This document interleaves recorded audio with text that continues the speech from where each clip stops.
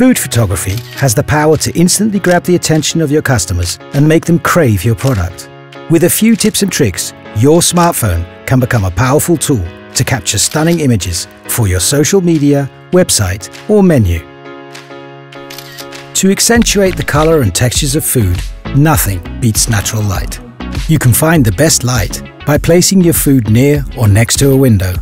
If the sunlight appears too harsh, a piece of baking paper can be used as a diffuser, creating a softer and more flattering light. A great tip to lighten any shadows is to use a white cardboard for reflection. This ensures that details aren't lost in the dark. Choosing the right props is important.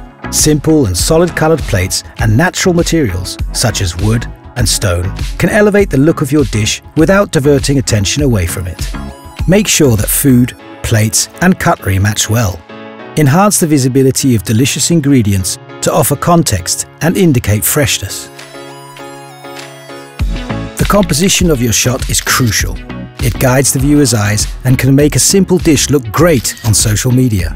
Experimenting with angles can change the story of the photo.